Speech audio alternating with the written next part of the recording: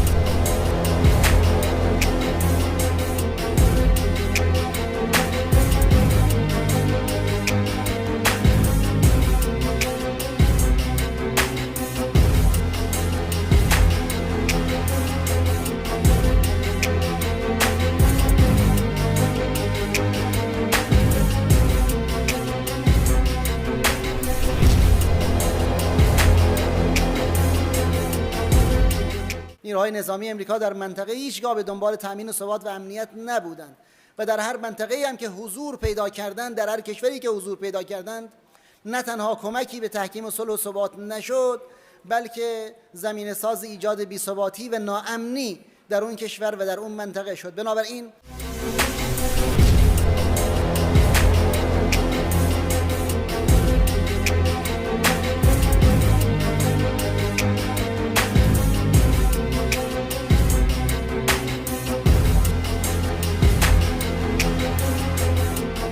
معلومات اطلاعاتی ما به ما میگه که در آمریکا یک مجموعه ای رو درست کرده است دولت آمریکا. اسم این مجموعه گروه بحران است. گروه بحران کارش چیه؟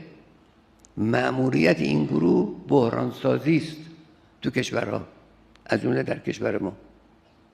این مأموریت این گروهه که بحران سازی کنن، بگردن نقاطی را که به نظر اونها موجب می شود در کشور بحران به وجود بیاد، این نقاط رو پیدا کنن و این نقاط رو تحریک کنن. این مأموریت این گروه بحران آمریکاست.